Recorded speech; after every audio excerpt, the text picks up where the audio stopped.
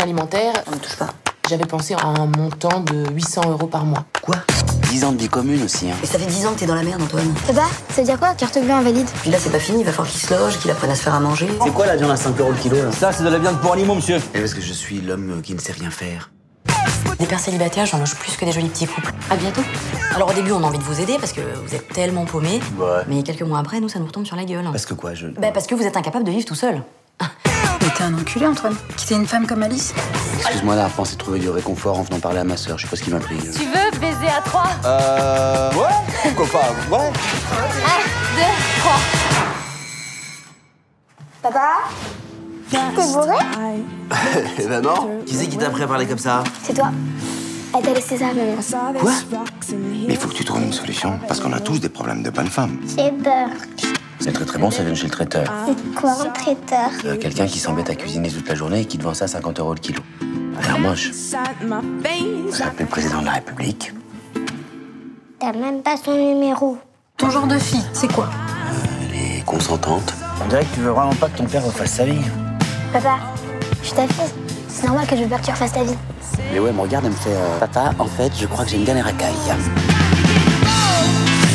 Qu'est-ce que je me disais quand je la regardais au tribunal? Je me disais qu'elle était plus belle sans moi. J'aimerais au moins comprendre pourquoi elle est partie. Tu devrais essayer plutôt de comprendre pourquoi elle est restée.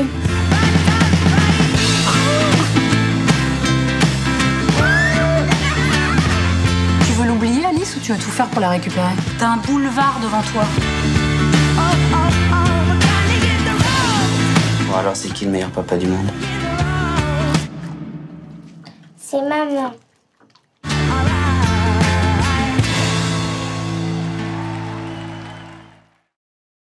Bon, et ben écoutez, nous sommes l'équipe de Tout pour être heureux et qui sort le 13 avril. Et nous sommes venus aujourd'hui le présenter, comme vous pouvez le voir derrière nous, eh bien, à Quimper, qui est une ville absolument formidable. Merci La Rochelle, merci pour votre accueil, merci pour ton accueil. On est ravis d'être là. À chaque fois à La Rochelle, on demande toujours c'est quand, c'est quand, c'est quand. Eh ben c'est aujourd'hui pour nous. Mais parfait, mais bienvenue à La Rochelle en tout cas. Merci beaucoup. Merci beaucoup. Oui, bonsoir à tous les trois. Nous sommes avec l'équipe du film Tout pour être heureux.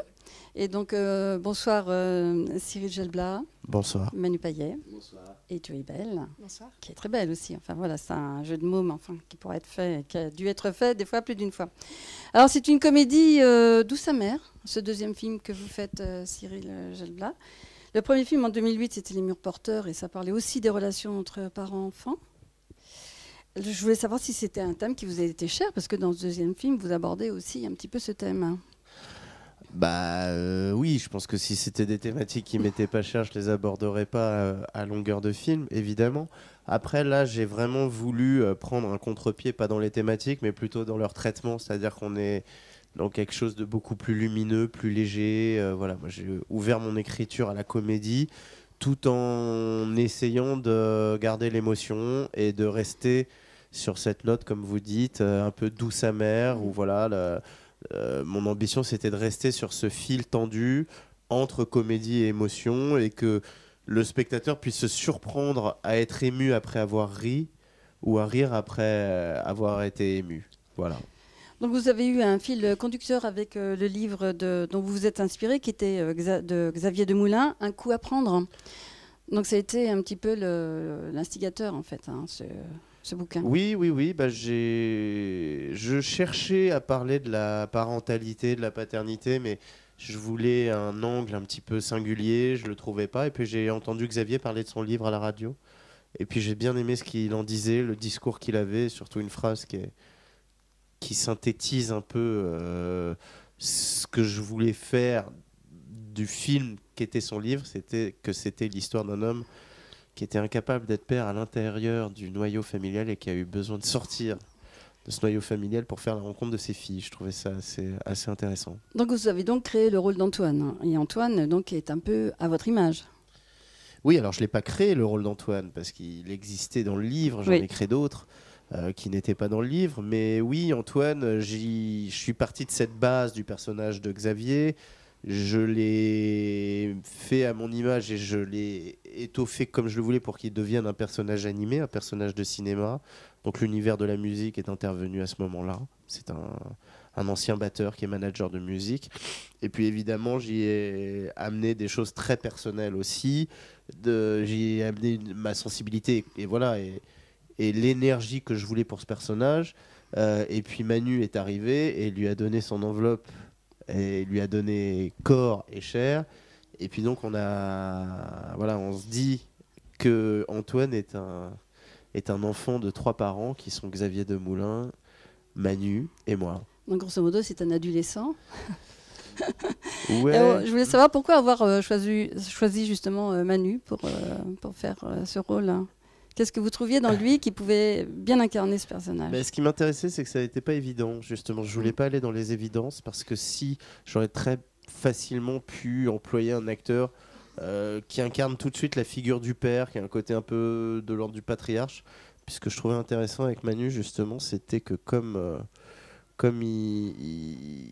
on n'aurait pas imaginé nécessairement le voir dans ce genre d'emploi, ça pouvait épouser le trajet du personnage qui est au départ assez démissionnaire de son rôle de père et qui pour devenir sorte de nouveau père ou le plus concerné des pères. Donc je trouvais intéressant. C'est vrai qu'on suit tout au long du film son apprentissage du rôle de père, et notamment on le trouve assez touchant et assez concernant, notamment lorsqu'il lit une histoire de Jeune Afrique assez rébarbative à ses filles. Donc là, il se rend compte que c'est pas si facile que ça, en fait, d'être un nouveau père. Comme on dit. Et je voulais savoir, votre fille joue le rôle de la plus petite fille. Cela vous a aidé à filmer, en fait, ou à indiquer à Manu des façons de jouer avec un enfant, surtout que c'était la vôtre? Bah oui, c'est vrai que ça a beaucoup amené sur le plateau. Ça a été une relation triangulaire entre Manu, Raphaël et moi, qui faisait que il y avait en face de lui la nature d'une relation qui était celle que je voulais à l'image. Et Manu, c'est vrai, nous a beaucoup observé dans notre rapport, Raphaël et moi, et ça a beaucoup nourri son travail. L'observation est vraiment la base de son travail, je pense, et que de nous avoir, ma fille et moi, face à lui, dans justement ce trajet que faisait ce personnage de père, a été très bénéfique au final. Est-ce que ça a été difficile de trouver, ou de choisir les éléments féminins de votre film? Difficile, non, parce que c'était pareil, j'avais envie de sortir un peu des sentiers battus, et voilà, c'était pour jouer la sœur de Manu, donc Horatica, et sa femme Audrey Lamy. Je trouvais qu'il y avait des choses un peu inattendues et surprenantes aussi, et j'aimais bien cet équilibre entre les trois. Donc c'est très bien. Donc, dans cette comédie, elle est très dynamique. Et vous avez, grâce aux acteurs qui sont vraiment super, mais surtout aussi grâce à l'élément musical du film qui est assez important. Et donc vous avez trouvé une pépite. Vous aviez déjà une pépite en Manu Payet, mais alors là il y en a une autre avec Joël Bell. Alors là c'est le top. Et donc vous l'avez découverte comment, Joël Bell? On a eu de la chance que son éditeur, sa maison de disques, son éditeur qui est Universal, nous envoie son travail. On avait vraiment fait le tour des maisons de disques parce que j'avais très peur qu'on ne trouve pas une interprète à la hauteur de ce qui était écrit dans le scénario. C'est-à-dire que c'est vraiment une pépite, comme vous dites, comme le personnage d'Antoine le dit, un diamant brut. Et puis elle rencontre le succès, elle a un trajet qui est un peu bigger than life. Et donc, moi, ce qui me faisait très peur, c'était que la qualité musicale ne soit pas au rendez-vous de ce qu'on avait écrit dans le scénario. C'est l'écueil de beaucoup de films sur la musique. Oui. Alors là, c'est vraiment un élément constitutif en fait, de ce film. Voilà, moi j'avais cette ambition au scénario de faire de la musique un personnage du film, et que je rêvais que le film suinte de cet univers pop-folk. Mais je m'étais dit que c'était tellement important que ce soit crédible dans ce trajet de ce personnage qui rencontre vraiment le succès, que j'étais prêt à adapter l'univers musical à la meilleure interprète, quel que soit l'univers. Et puis on a eu la chance de nous faire envoyer les morceaux de Joe qui étaient exactement l'univers que je souhaitais, acoustique, pop, folk un peu. Et puis voilà, puis Dieu merci, elle a travaillé parce qu'elle joue la comédie aussi, c'est pas que n'utilise pas que ses morceaux, c'est un ensemble. Et puis voilà, elle est très bien et très crédible dans le film, je pense. Donc ça c'est parfait. Et maintenant je voudrais m'adresser à Manu. Ah oui. Je voudrais m'adresser à Manu. Donc vous qui êtes aussi un passionné de musique, hein, vous avez fait beaucoup de musique quand vous étiez plus jeune, quoi, que vous êtes quand même très jeune encore. Vous devez être content de tourner dans ce film. Et je voulais savoir, moi, les auditeurs de Énergie Réunion vous ont perdu, mais nous, on a gagné, enfin tout le monde a gagné un super acteur, un super réalisateur aussi. Donc, qui a beaucoup de sensibilité. Donc, c'est facile de passer comme ça, d'animateur à acteur ou réalisateur. Écoutez, non, c'est pas facile. Maintenant, je savais que la radio n'était pas une fin en soi. C'était pas pour moi une finalité. C'est quelque chose. C'était une longue parenthèse. Je m'y attendais pas du tout. Moi, j'ai commencé la radio en faisant de la musique, en fait. Et puis, finalement, ils m'ont préféré animateur. Donc, j'ai appris ça. Et puis, moi, j'aime bien quand je démarre quelque chose, quand je décide d'apprendre quelque chose parce que j'aime bien. J'aime aller au bout et j'aime essayer d'être le meilleur possible dans ce que je fais.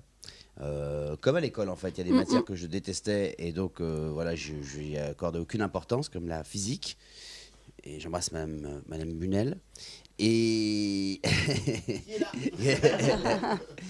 et d'autres que j'adorais, comme le français, comme les langues vivantes, comme l'anglais aussi. Voilà, où j'essayais j'aimais apprendre et donc j'essayais d'être le meilleur. Et donc j'ai essayé d'être le meilleur animateur possible, que moi je pouvais être.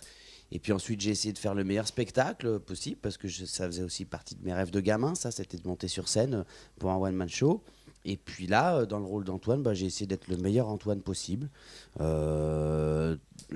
C'est pas difficile, mais c'est un challenge. Oui, parce que là, Antoine, il est marié, il est père et il est surtout paumé. Ouais. Hein donc, en fait, il ne sait pas comment gérer sa vie, ni son job. Enfin, tout va mal. Donc, qu'est-ce qu'il fait ? Eh ben, il s'en va. Il s'en va. Il s'en va. Et effectivement, Antoine, il n'est pas très bon au métier de papa. C'est-à-dire qu'on ne lui laisse pas non plus l'occasion d'être bon ni mauvais. Parce que c'est vrai qu'il est avec cette femme, interprétée par Audrey Lamy, qui prend tout en charge. Qui prend tout en charge, qui s'occupe de tout, qui gère tout. Alors c'est vrai que c'est une situation un peu confortable pour les hommes d'aujourd'hui, que nous on peut être parfois, quand c'est vrai que ta femme fait tout, c'est un peu cool aussi. Et puis donc tu te bats pas non plus pour. Et jusqu'au jour où Antoine est assis sur son canapé et puis il se dit mais attends, qu'est-ce que je fais là, quoi ? À quoi je sers ? Est-ce que je suis encore l'homme dans ce couple ? Est-ce que ce couple a besoin d'un homme ?